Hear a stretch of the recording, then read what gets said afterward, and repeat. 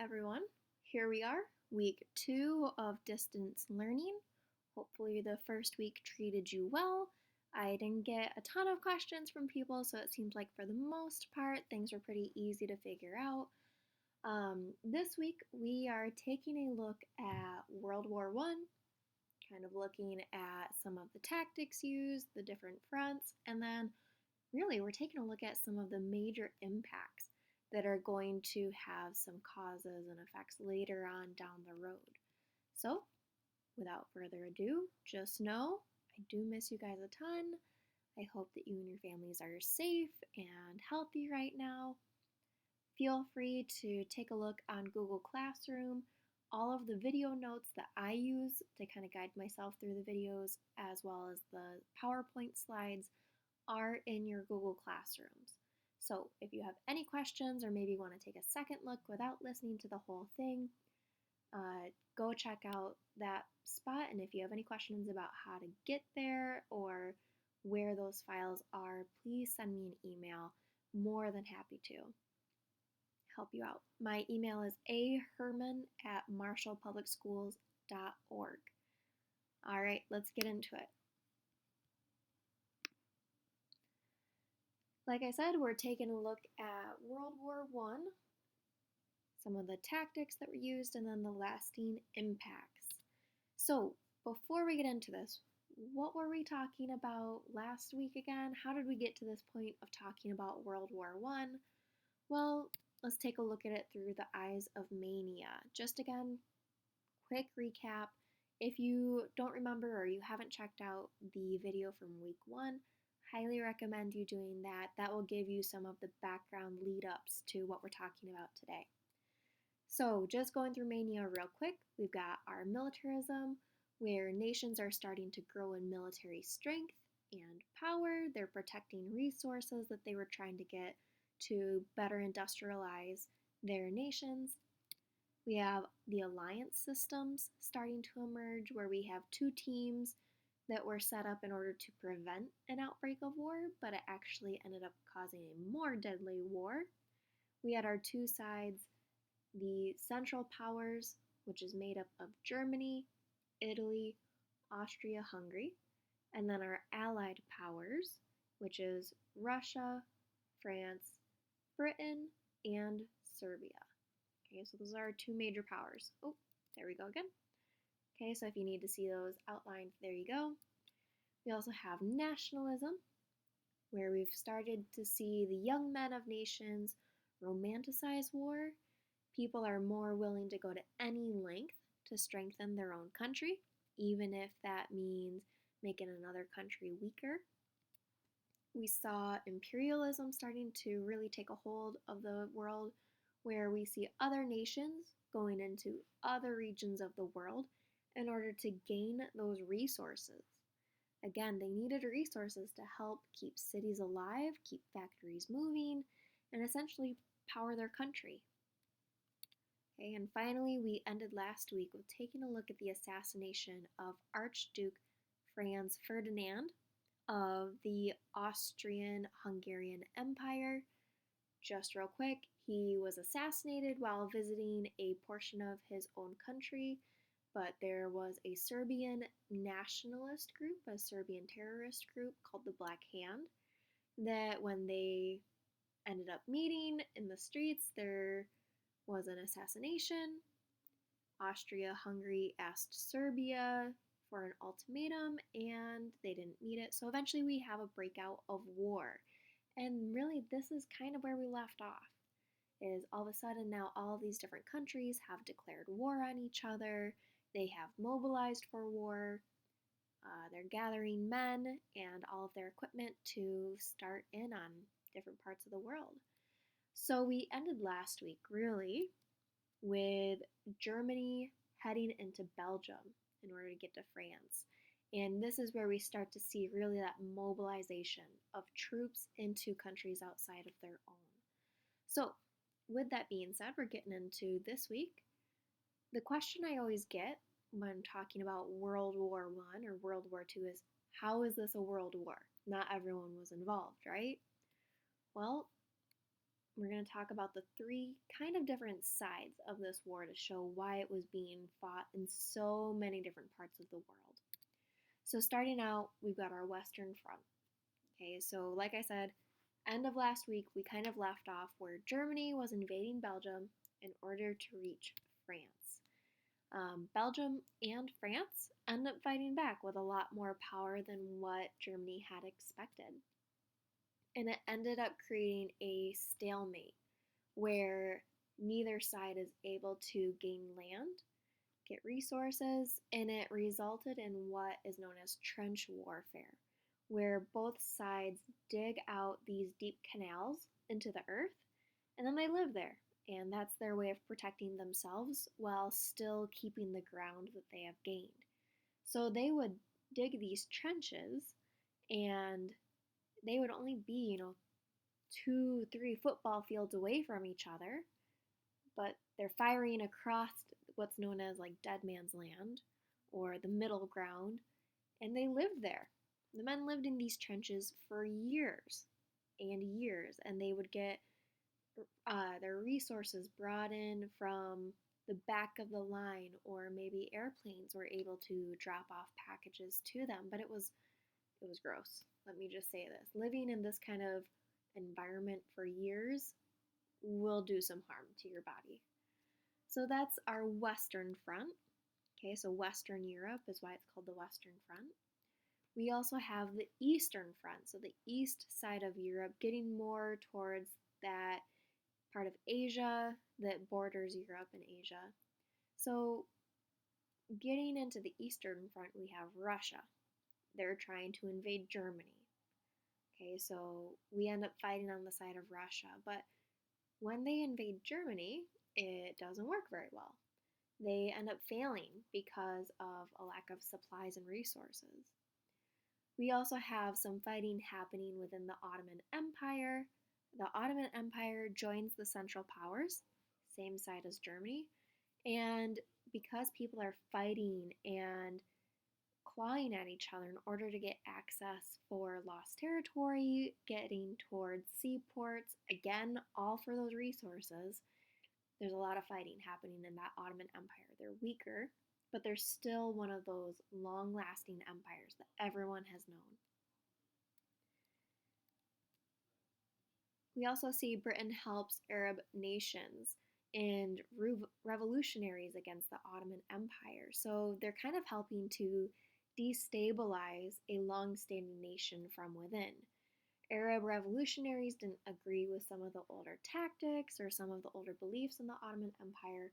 Britain helped send them money and weapons and resources, and again, they destabilized that old empire from within. And the Ottoman Empire ends up losing a lot of land from this, and they lost the key city of Baghdad to the Arab revolutionaries. So this is where we're going to see the start of some of those Middle Eastern conflicts that are living out to today even. Okay, so we're starting to really see some of the causes and effects that are even being felt still today. Now, why is this a fight around the world and not just Europe? Well, you got to remember, all of these European nations had colonies around the world. They had military throughout the rest of the world. And so the Allies are fighting German forces within Africa and Asia. They had access to part of the southern parts of Asia, Vietnam and the Koreas and the Philippines. All of those small islands were taken over by European forces, as well as all of Africa, right? Remember the Berlin Conference, the scramble for colonies. Now these European nations that are at war with each other have colonies that maybe border each other. So that fighting and those feelings don't just stay in Europe, they also go into the colonies. So these colonies then had pretty mixed feelings of how to feel about the World War. On one side, they're thinking, what side do I fight on? Do I fight on the side of the people who have just taken over my own country? Because we're not quite allies. We're kind of enemies because you just took everything of ours. But on the other side, they are fighting against what is being seen as the bad guys. So there was that weird feeling of what side should I fight for? Who should I be loyal to? And then, secondly, do we earn the trust of our colonizers and hopefully gain our independence? Do we fight against our colonizers since they're also being fought against by other large nations? Right? So it was a mix of what happened. Some colonies tried to fight with, some colonies tried to fight against. And so again, you're getting that world war aspect where all of these wars are happening all over the world. Okay, so we're going to break down now the favorite parts typically of talking about world wars, and that is the technology and tactics that were used during wartime. I'm typically not one to get into these heavier topics because most of the time world war strategies don't really matter. Like, what side did someone go to? What movements did they make? But the stuff I'm going to talk about here, it had a lasting effect on society. And so it's really cool to analyze what's going on here and how we still see some of those things today. So starting out, let's talk about machine guns.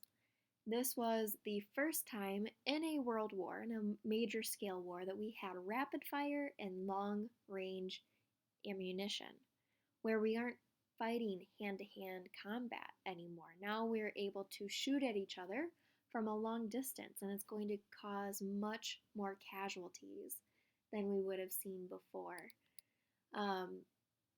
Now we have factories, and it's able to be produced on a mass level.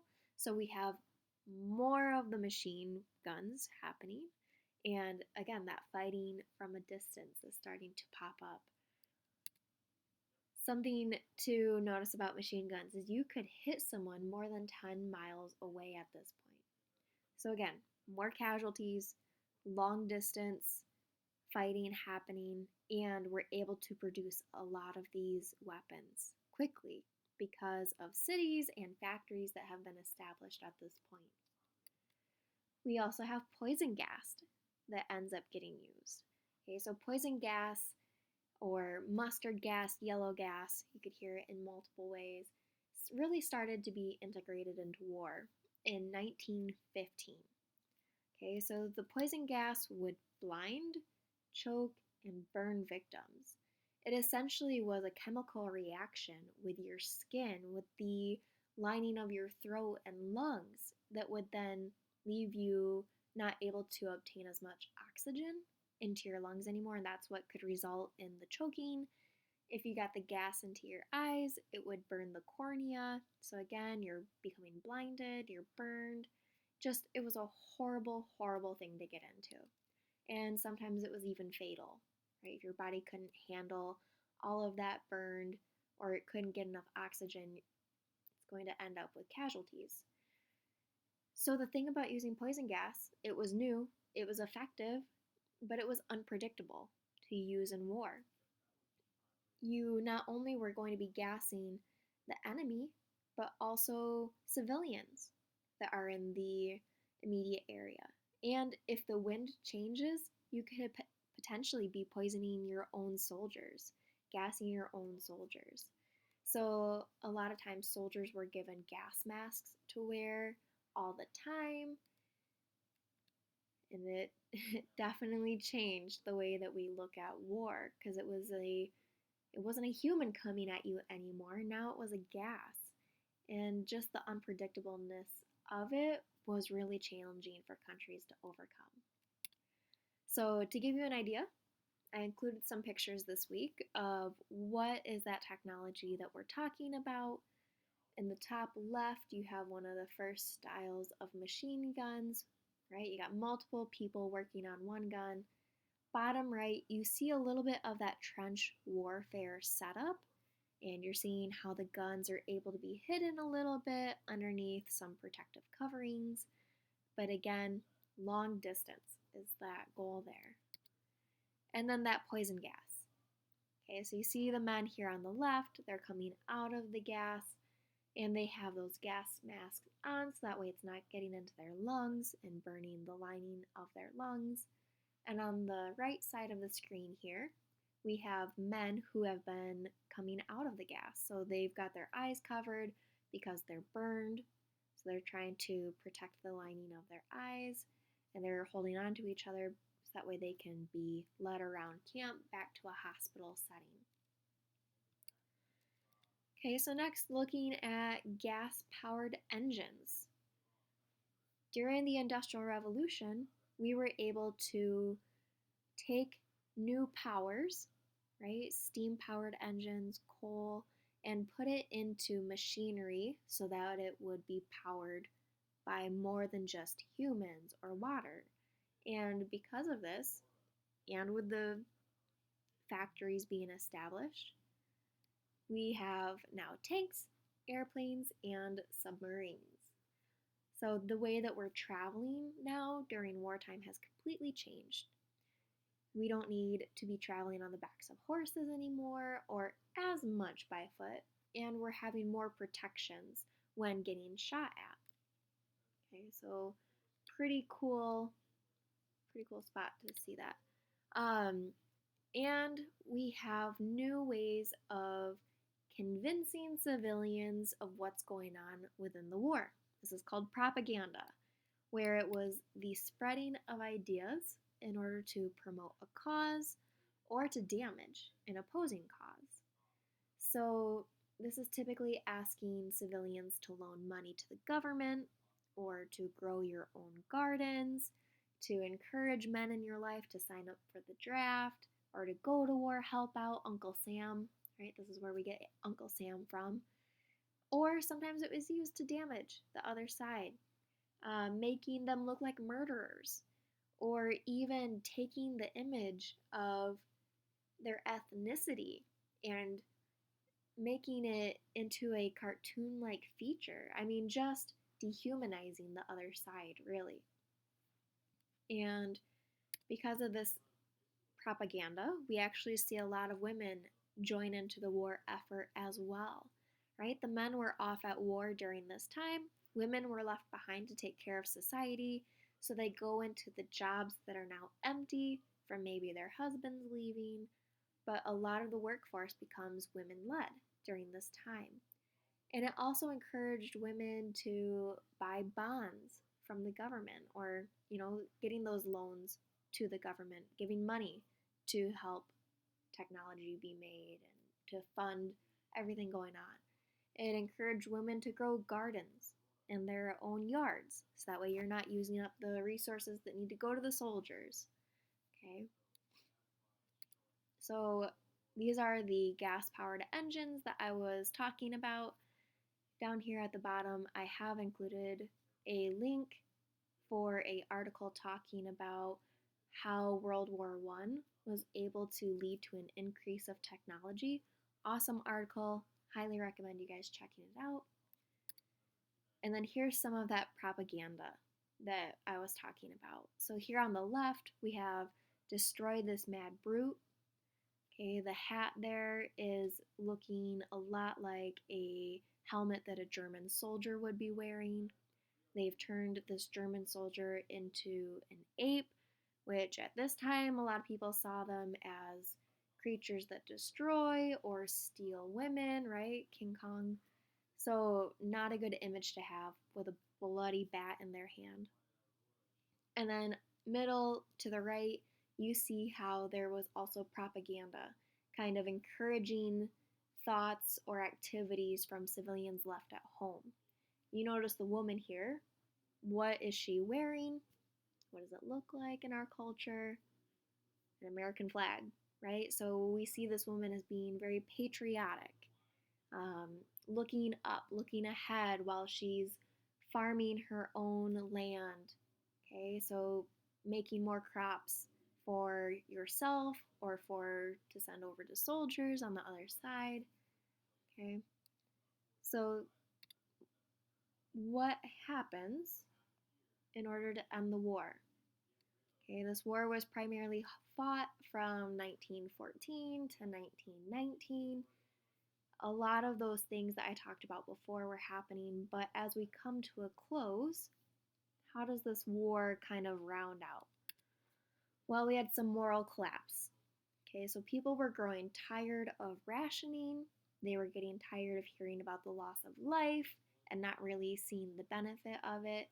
And so a lot of countries were starting to turn on their leaders.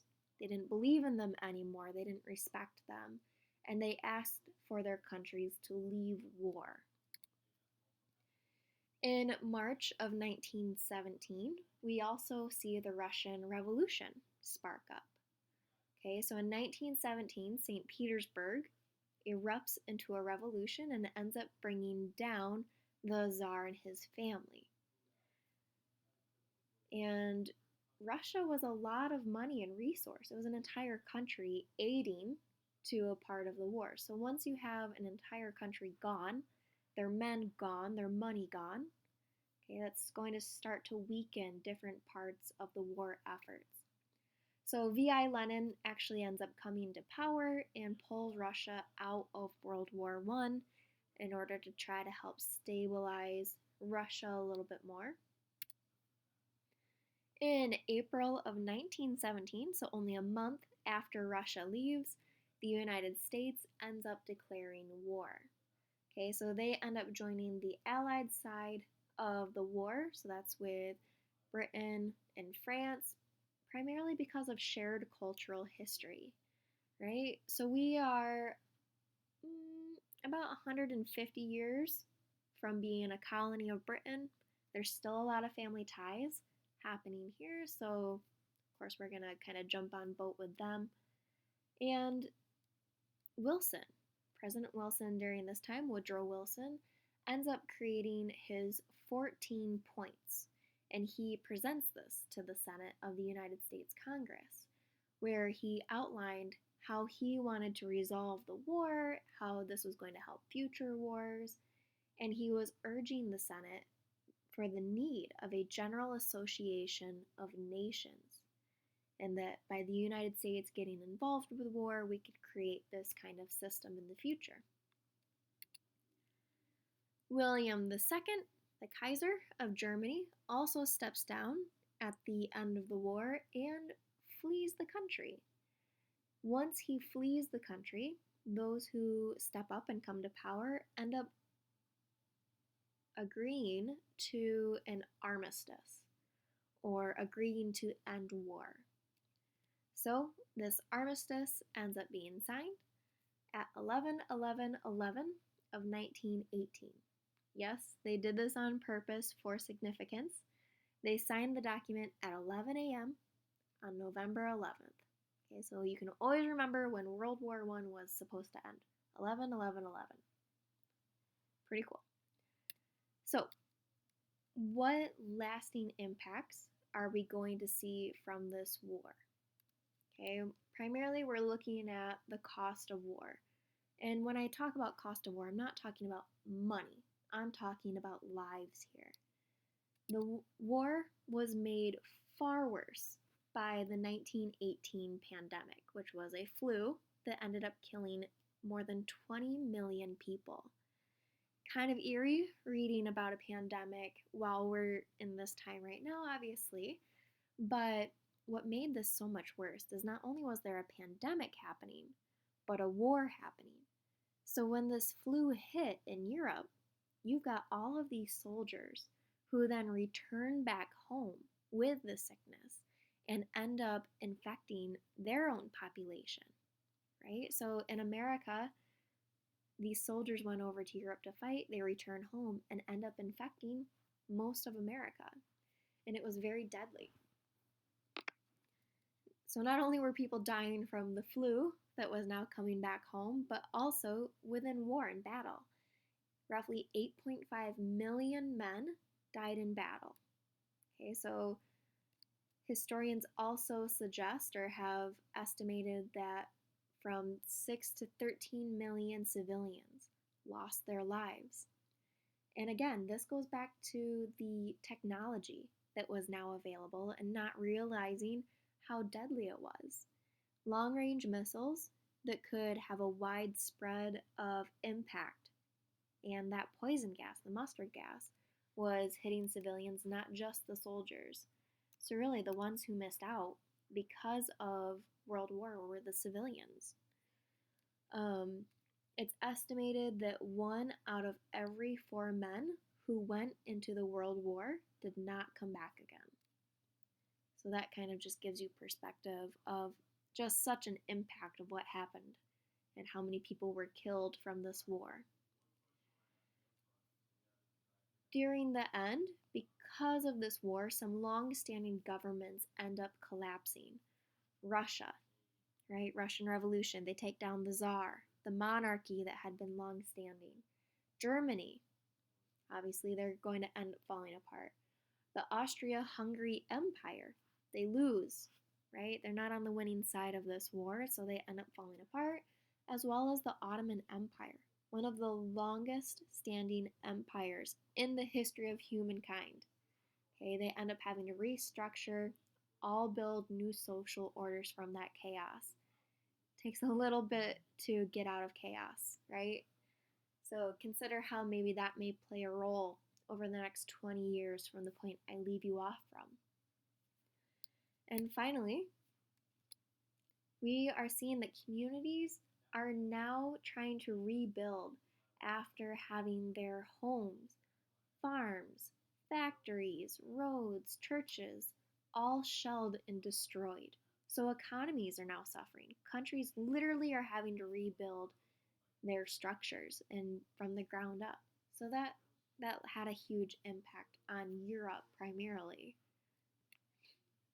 So coming out of the war, how we finally end up settling everything is with the Paris Peace Conference. And this is where all of the major nations come together in order to decide, how are we going to end this? How do we make sure everyone walks away feeling satisfied? So all of the allies come together, but none of the Central Powers are invited, as well as Russia, because they're in their own thing right now. And they're going to discuss the fate of Europe after coming out of World War I. And what they end up coming in with is the Treaty of Versailles. Now, keep in mind, all of these nation leaders were coming in with different goals of what this treaty would end up looking like. Wilson wanted his 14 points, and some of the other Allied nations just wanted to destroy Germany for everything that they had done.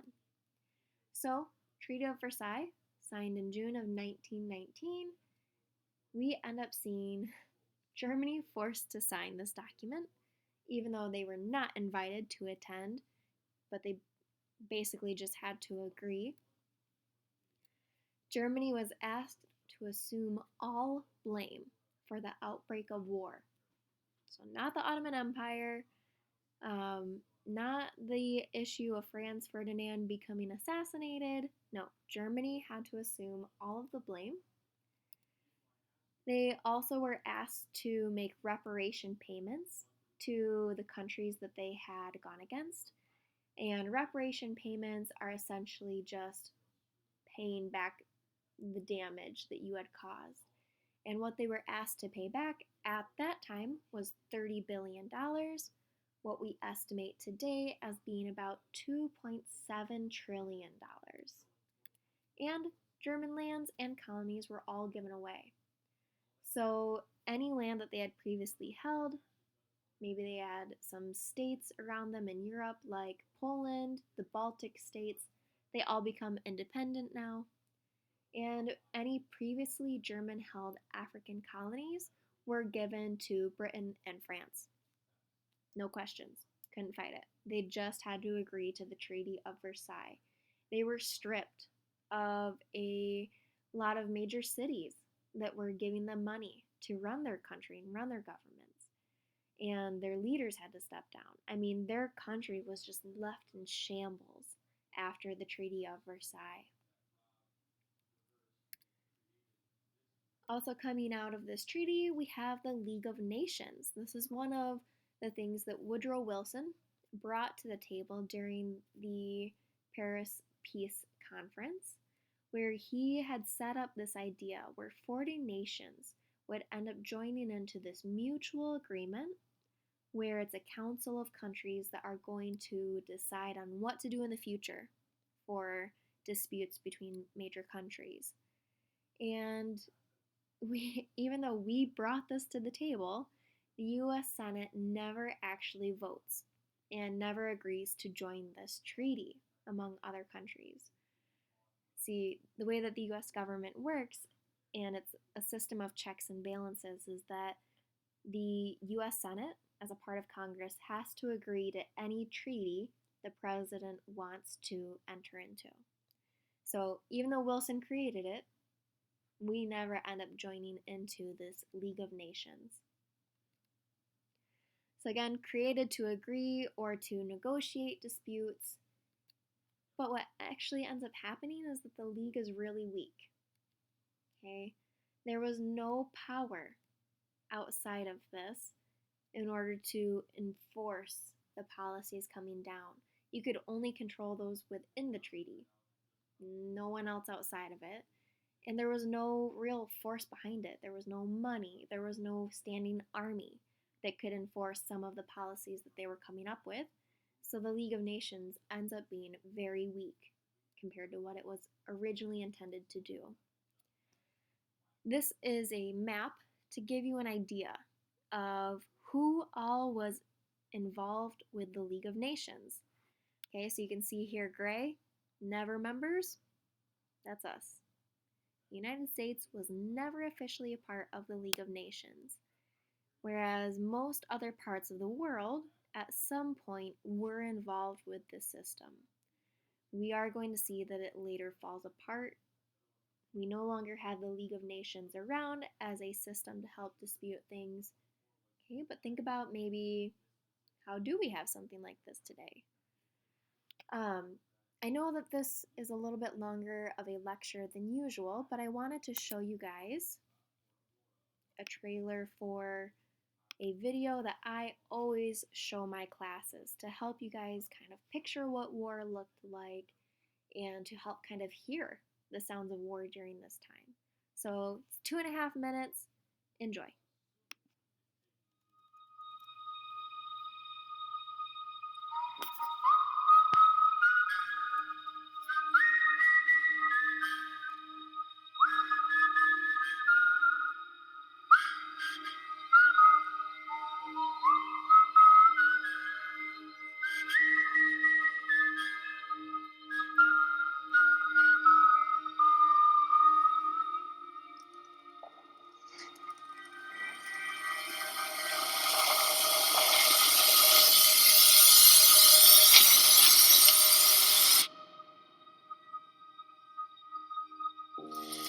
I was 16 years old and my father allowed me to go. I was just turned 17 at the time. I was 16. I was 15 years. When they came to us, they were frightened children and had to be made into soldiers. Boys, here he comes. We're in the pictures. I gave every part of my youth to do a job.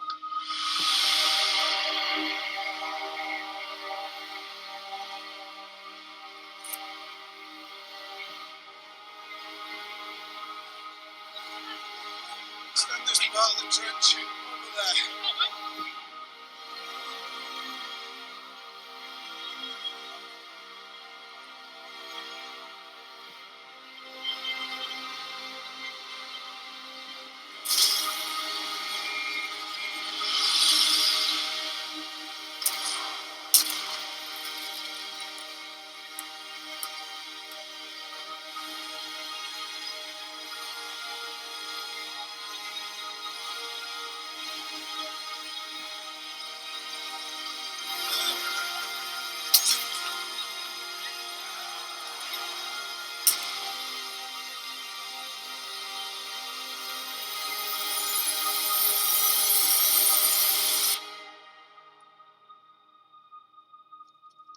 There was a job to be done, and you just go on and did it.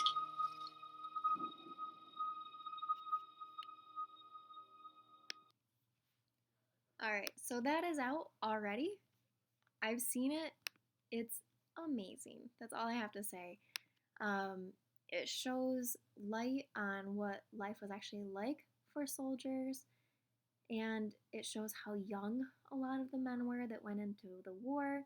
As you could see, we looked at some of the impacts there in the trailer of mustard gas and the different technologies that they had. It covers a lot on trench warfare and what that life was like, so highly recommend. The movie is called They Shall Not Grow Old. Forewarning, um, there is some language in there, so just make sure to check with your parents if you end up wanting to watch it. But it is available on HBO, so if you have a subscription to HBO or you would like to buy it, check out YouTube. Highly, highly recommend that video, that documentary.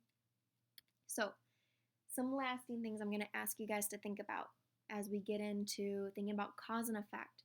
How could the events we've talked about today lead to situations down the road? So, how could war help push technological advancements into the future?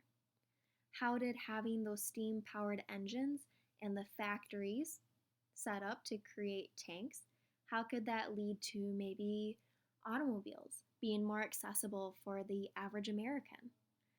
Okay, how could mass production of airplanes lead to air travel in the world we have today, where now you can book a flight for not a big deal?